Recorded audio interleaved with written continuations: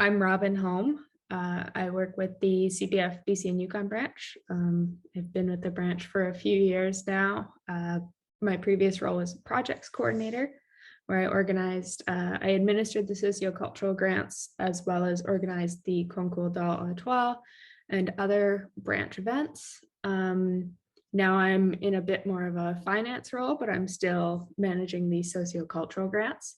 So all of the guides and the forms are online, and if there's interest, we can go over those a little bit, but I was going to try and do a bit more networking, brainstorming stuff for this presentation, seeing as that's, a bit more interesting and interactive, but we can kind of free form it depending on what everyone in attendance is interested in learning more about. So I'm just going to do a quick overview of the grant program, and then we'll go into some kind of some idea sharing. Okay, so quick overview, introduction. Every year, CPF BC and Yukon administers the socio-cultural grants program, which is supported by funding from the BC Ministry of Education in BC and Canadian Heritage in the Yukon. So this program, the goal is to provide students with opportunities to learn and use French and to experience French cultures in a fun and engaging way.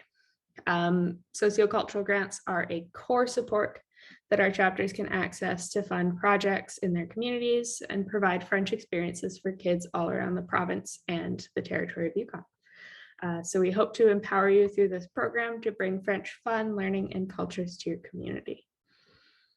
A quick overview of how the application and how getting the sociocultural grants works, kind of the flow. So the first step is to plan. There's the how-to guide, which is online, and some of this information is from there, but abbreviated.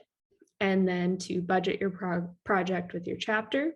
We have an online application form, which includes submitting your project budget. Step 3, evaluation. The applications will all be evaluated. The first round of allocations is coming up October 20th.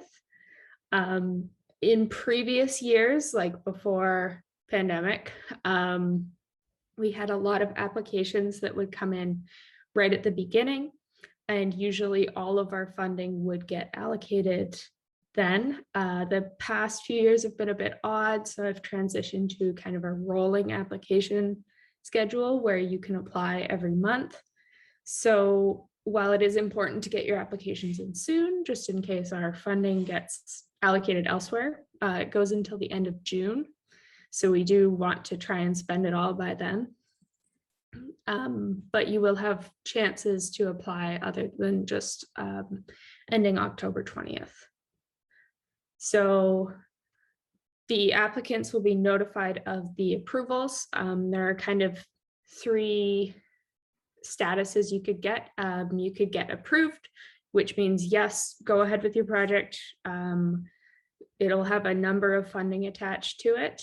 And if you complete your project and report on it, then you will definitely receive the funding. Conditional isn't as much of a thing these days with the fewer applications, but it means that in past years, it generally means, yes, this is a great project, but we have allocated all of our funding. And usually it means continue on with it, maybe look for other funding sources in your communities, and we'll try to give you money if we can. Another spot for conditional would be if there are issues with the application, in which case you'll also hear from me about maybe some things that need to be tweaked to make your project eligible. Step 4, implement, to get everything ready for your project, run your event, have fun. There's a few things, there's surveys that are required for projects, etc. All this is covered in our how-to guide. And then step 5 is the reporting, which is there's an online reporting form. You need to submit receipts and survey summaries.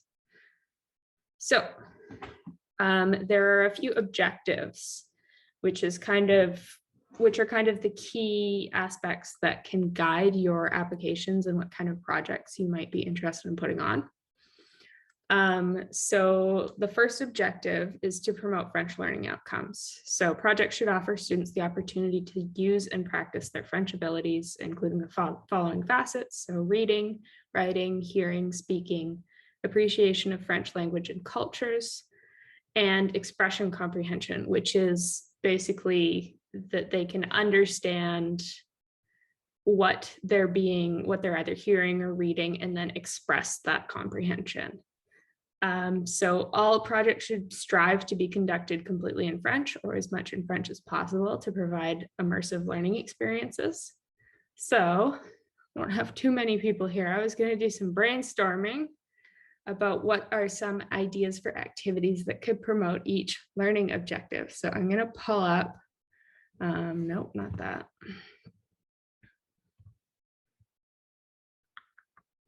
I've got too many windows open here. So I'm going to pull up, I have a Google Doc here with these tables in it. I'm just going to share it here into the chat. And we can go in and put in some ideas for, if you scroll down a little bit on that document, there are spots to write in some ideas for activities that can promote each learning objective. So I do have a little timer here. Let's see if I can start it. Maybe not. Nope, it doesn't want to start. Oh well.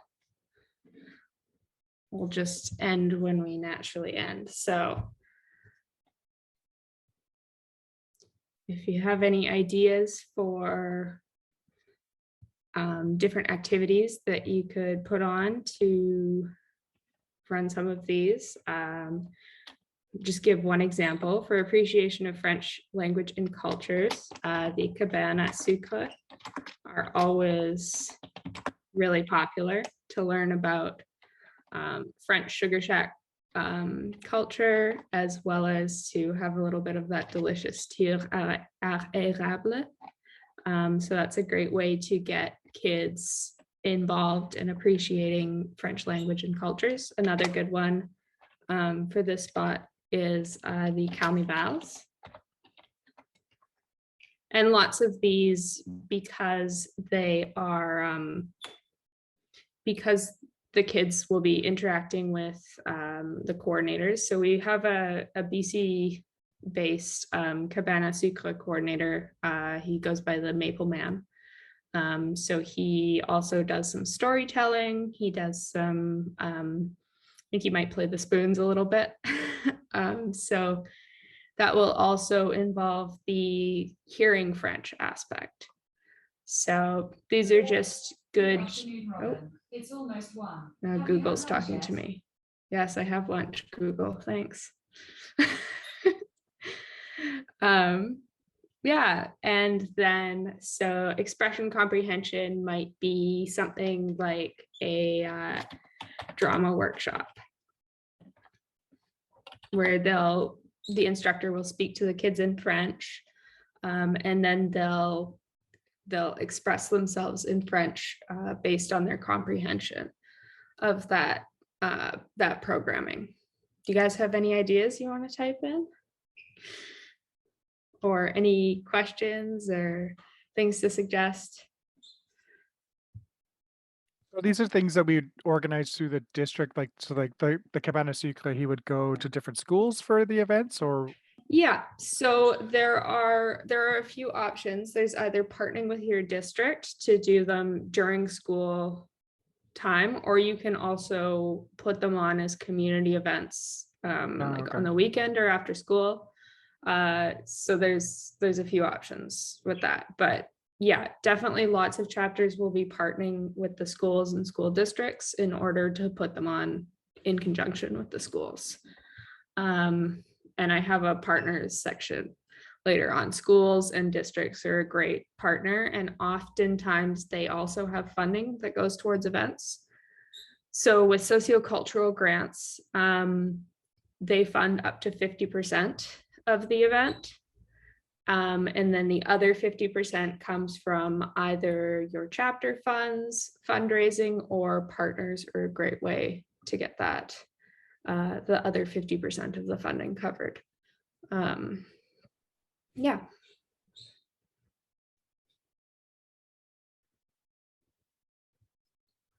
Another good speaking French one is Concours d'Ottawa. Sociocultural grants also cover concours for districts. Yeah, French Film Festival, awesome. Those are very popular options, and they're fairly simple to put on. Well, film festivals, but French movie nights are also kind of a more compact version of that. And I know that we have some trainings put on by National about how to run those events and what to consider if your chapter hasn't run them before or you need any help with that. Yeah, so there's lots of different options. Anything else, or should I move on from this one? I can add some more stuff in here afterwards for when I share the thing. Yeah, we can move on, I think. Yeah, for sure. Okay, back to here. So another objective of sociocultural grants is to foster community partnerships. So as I was talking about with the schools and districts, so partnering with other organizations in your community can help your chapter to build capacity, expand your network, share resources, and to form community connections to work towards shared goals. So I have the second page of this document here. So this brainstorm is, what are some organizations in your community that you could partner with, and what are some ways that you could help each other? So I have the second one. It's on the next page in the same Google document. So one great option is schools and school districts. I can type that in.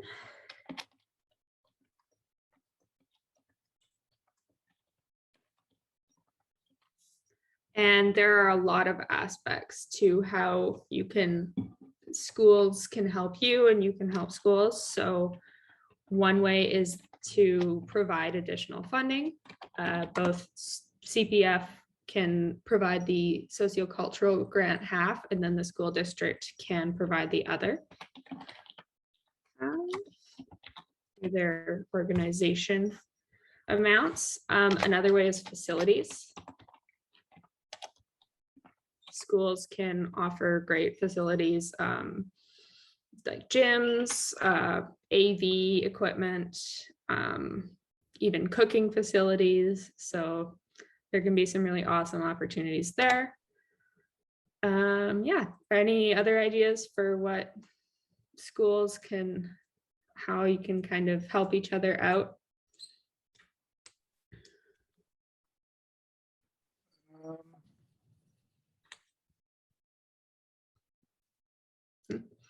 So another one is, let's see, help with coordination. Often schools have quite tight funding for events, so they're pretty happy to, teachers are pretty happy to have sociocultural events provided for their students, and are happy to help organize their, not necessarily organize the events, but are happy to help coordinate them on the day of or days of. There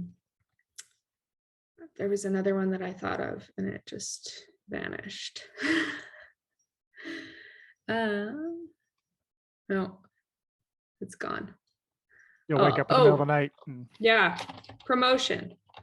Right. Schools are a great way, if you're doing it in conjunction with your schools, it's a great way to actually have kids involved with your event, because they can have the classrooms involved, or the whole school.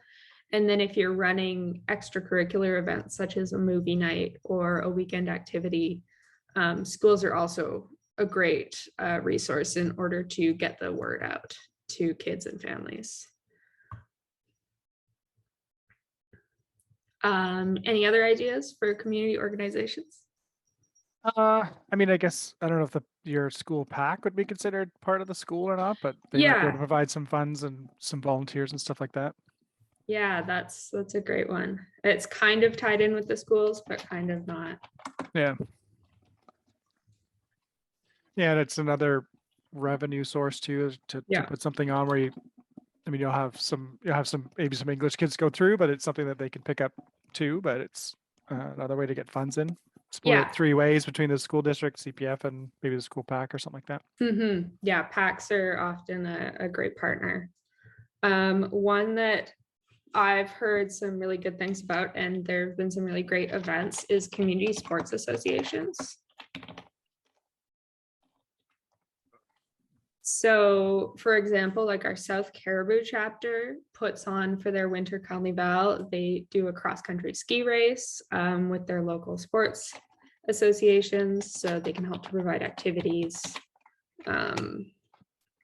as well as another great thing that they can provide is prizes.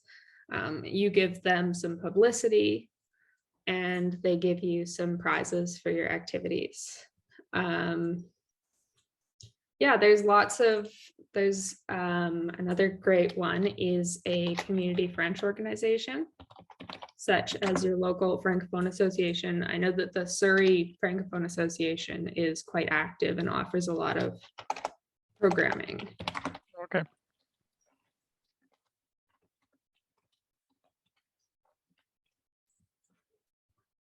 And often you can, if you put some funding towards having their instructors put on events, they often also have great registries of local French programming. Okay. Let's see.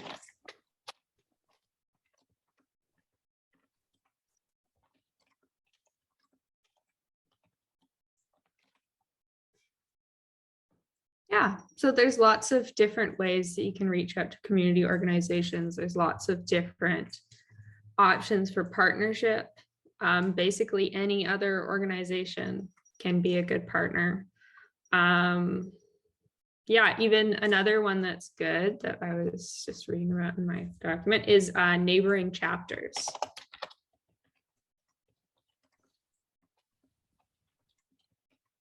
Oh, I stopped typing. I wonder where that part went. It's just not letting me type in there. Okay.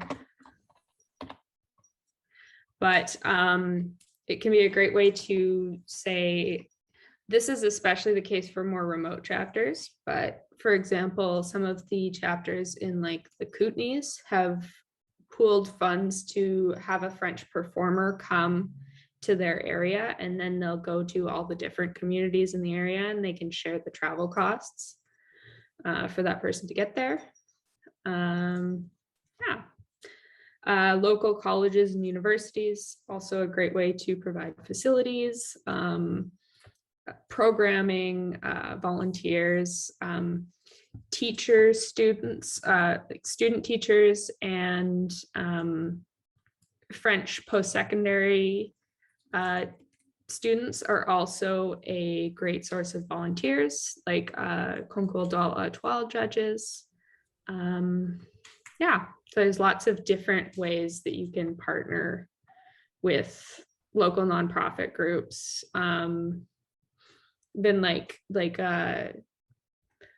science or nature or conservation related groups can be a good way to kind of integrate some programming, especially if they have some members or some employees who can speak French.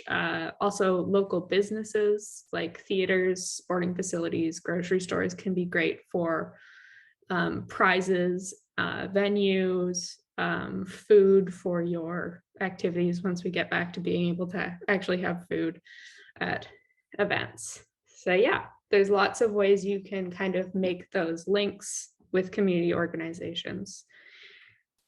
And then the other objective of sociocultural grants is innovation. So this one's a little bit more nebulous. So these are kind of ways you can take your sociocultural project to the next level. Some of these ways are, how could your project help to foster a French cultural identity unique to your community? So in lots of cases, some sociocultural projects, such as, once again, like the Carnival d'Hiver, while it is Quebec, it's based on the Quebec event.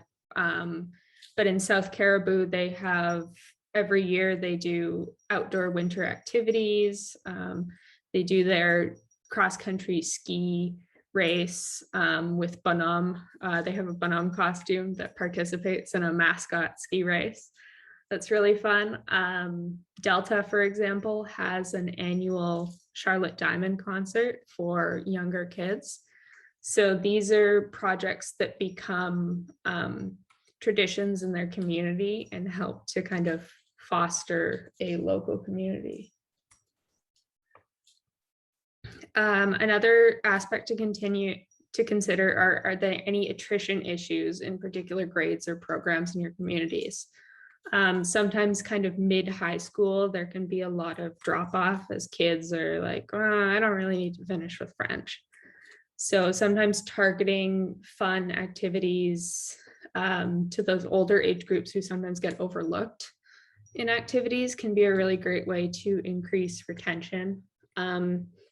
Some chapters that have some really cool ones is the, I think it's the Saanich chapter that has a K-12 kind of mentorship sharing thing where the grade 12s will make like a gift for kids in kindergarten, and then once the kids get into grade 12, they continue to do that for the future years. And there's also some reading programs. And they've had some kids who received like the little memento in kindergarten from a grade 12 in French immersion who have gone all the way to grade 12 themselves. Another one to kind of celebrate grade 12 graduates and all the work that they put in is the new project that Nanaimo Ladysmith put on this year.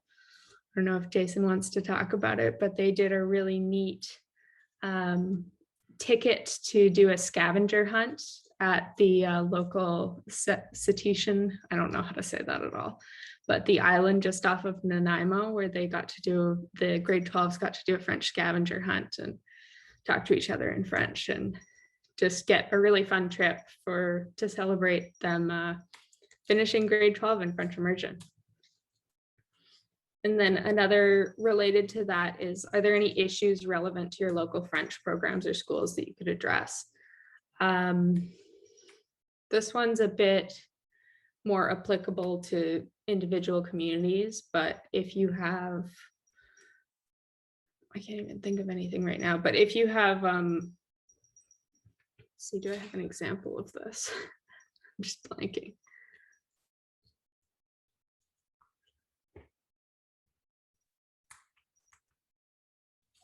Yeah, if you have, for example, it can also be a good way to, I mean, this isn't necessarily corn events, but it can be a good way to bring attention and advocate for issues in your communities about programs. If there's any underserved groups in your community that might have fewer opportunities, it's good to consider how you can reach out to them and get them more involved. Kids of all backgrounds and abilities. CPF has a mantra that's French for all. We want to make French accessible to all children, whether English is their first language or not, whether they're from different socioeconomic statuses, different areas of the community. And then the other thing is, what are some assets unique to your community that you could leverage? And this kind of comes back to community organizations as well as other strengths that your community might have, or other areas of interest, or things that are really popular, or say natural facilities that you might have. that you can make use of. So yeah. And then I have a sharing brainstorm. So what projects has your chapter held in the past? What's gone well? What have you maybe learned from them? I don't know. Are you new with the Surrey chapter, Dan? Yeah, I've only been the rep for my school for 2 years or 3 years, and then this is my first year's president. So I don't have the history. Marianne would have all that. So yeah, I know that Marianne has been involved for a really long time. So yeah, but it's good to get new people involved. I can definitely add some stuff in here. I was hoping that we'd have more chapters to add stuff in themselves, but there's been a lot of really cool projects. I know that there's been some chapters, I know they did like the Where's Bonhomme scavenger hunt in a few communities, because they had their Bonhomme costume go to different areas in their community, and they were posting pictures of him and posting them on their social media. And then it inspired another chapter to do the same. I think it was started in Castlegar, and then Delta did it as well.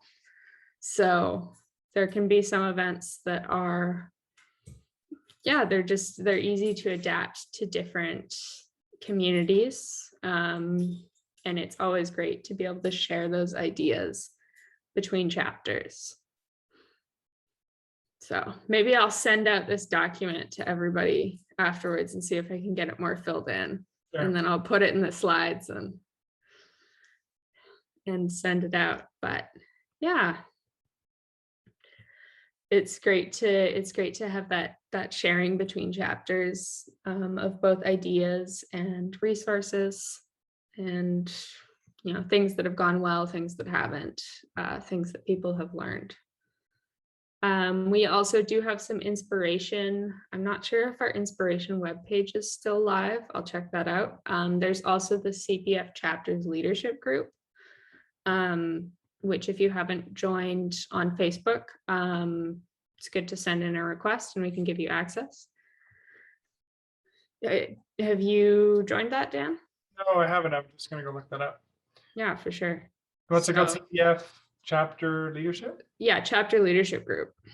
I can also give you the link. I think it's it's a closed group, but I can log in and give you access. And that's just basically chapter leadership. So boards of different chapters. Sometimes our branch will also post there. Usually the outreach manager will post for, ideas for swag or ideas for trainings or things like that. So just kind of, and then also, I know Mariam's been active in there, so she would also know about that. But I found the group, so I just requested access. So okay, cool. I will give you access in maybe right after this. Yeah. There's another few things. There's frenchstreet.ca is a good resource. Don't be noisy, K-Jacko. Is a good resource to access for French performers. It's Canada wide, but they add a lot of different things to their calendars and their listings of performers. frenchstreet.ca? Yeah, frenchstreet.ca. So you can look for options that are available locally. There's also Art Starts is a good resource for finding artists. They have both French and English, but they're generally they're a listing of artists who want to perform in schools and have specialized with activities for kids. Yeah, and then I don't know if we'll have any input for this either, but adapting to COVID-19, as how has your chapter adapted your events to meet COVID-19 precautions? Have you held any new events? I know that some chapters have put on online events, have adapted events like their Concours d'Étoile to have video recordings instead of in person. Or just made changes to their current events to meet COVID protocols, done online activities. Saanich has done they did some like socially distanced workshops. Like I know they did a karate workshop in their school gym where the teacher was attending by video chat and the kids were all spaced out in the gyms. Yeah, we'll leave that there for now. And then finally, does anybody have any ideas for new or improved events? Have you been inspired by anything other chapters have done or shared? We haven't had too much sharing because I was a bit worried that everybody would go to the other webinar, and I was right to be worried. But yeah, is there any ideas that you might have for events or things that I've mentioned, just me, about? Yeah, it's tricky because I'm trying to think of stuff that because everything is still kind of up in the air, right? We don't know, like even be able to bring someone into the school for like an event or something, right? Like, is that even going to be okay to do here in the next, say, 3 to 4 months or 6 months here while it's wintertime? So it's kind of tricky I mean, we can do remote things and yeah.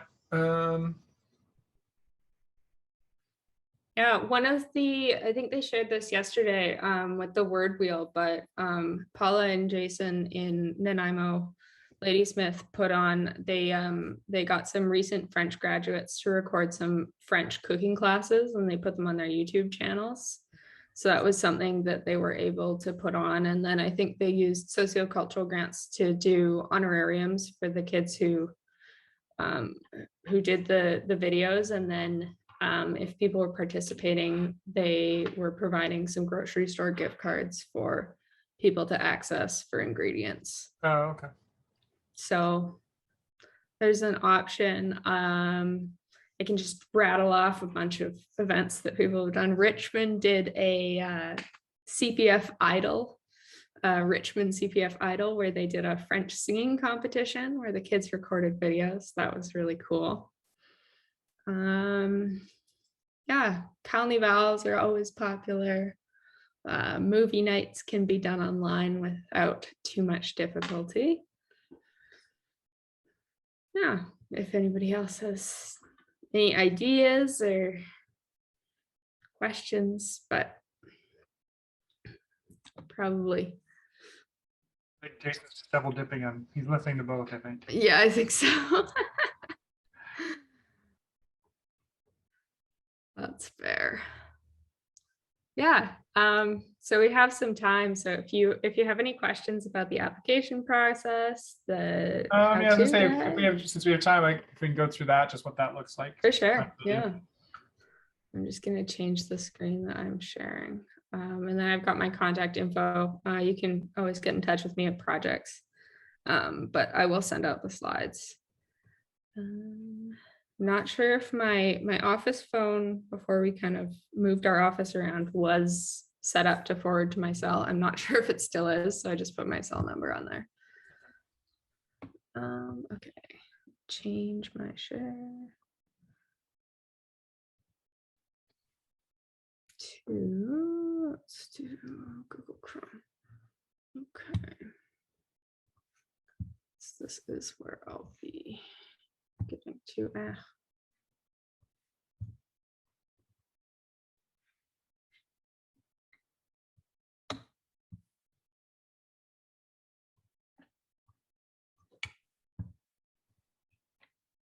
Let's go find that sociocultural form. If I can find anything on our new website. Oh, and there's a link to French Street here on the website. Oh yeah, I think I saw, yeah, I did see that link somewhere there.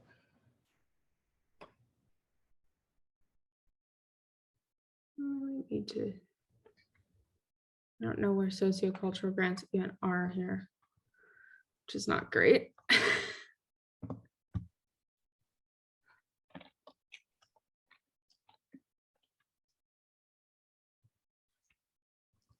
Hi, Robin. Sorry, I just saw what you were poking around. I just sent it to you in the chat. It's under Get Involved Chapter Supports. Thank you.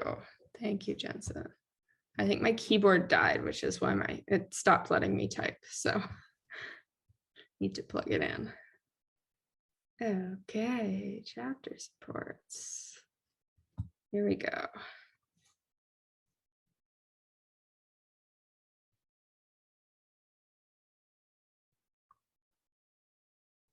So the guide is linked here. Looks like that's still the old one, but it hasn't changed that much, honestly. I redid it all last year.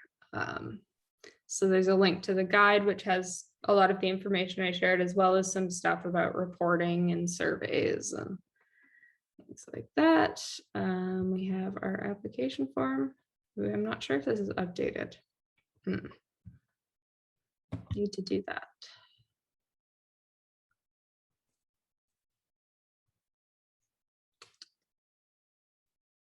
That's an issue.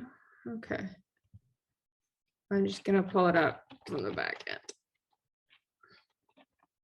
Right, keyboard's dead. Other keyboard.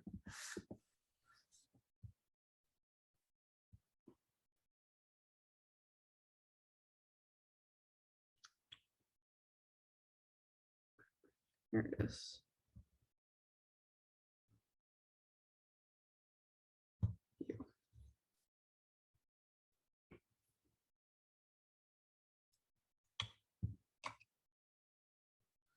Okay, I need to change that to October, but so this is the application form. There's the funding cycle guide, which is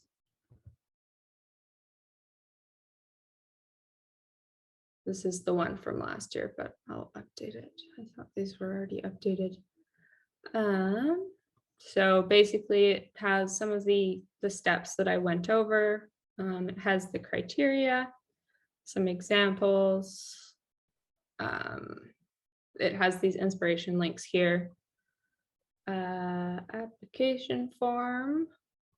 There's a thing about grant priority. If you're applying for multiple events, you can prioritize them. As I mentioned, we're doing the rolling deadlines, the 20th of each month. Has information about funding guidelines, how it's 50-50. Payout process, once you do your reporting, the funding is paid to your chapter. Reimbursement guide, there are some different levels of reimbursement for different categories of expenses. So this is a bit dry, but it's something to review.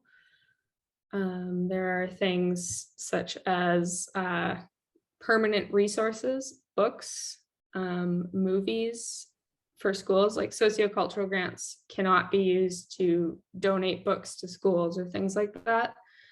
This is because the Ministry of Education funds those to the schools through a different envelope. So that's a rule that they have, as well as alcohol is not applicable. And I guess cannabis now is not able to be funded.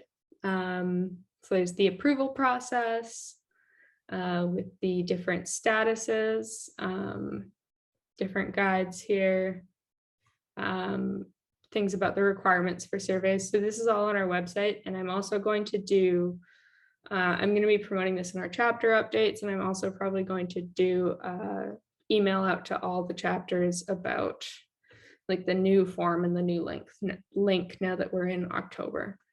And the deadline is coming up. Dry stuff about financials and contact information. So this is the form, asks you pretty basic information about your chapter, school district, what your role is, the info about your project. I need to update those dates. I already did that. The planned when you're planning to complete it, so that I can kind of keep track. And usually if I haven't heard anything from a chapter when they said that they were going to complete a project, I just get in touch to make sure that everything's going okay and you don't need help with reporting. There's a few different categories. That's just from the ministry. A place to fill in your budget. and it does some automatic calculations about what you can ask for in funding. Volunteer hours, which is important for our reporting to the ministry. Just some additional bits about the project objectives. These are honestly, they're more of a guide for things for people to consider. And if you've read the how-to guide, then these are probably things you've already thought about. But these will be, once we get back into grants being a bit more competitive, maybe in the post-COVID world, these will be a bit more important in if we have too many applications for the amount of funding that we have. Because if things are, you know, if an event seems like it's giving more in-depth,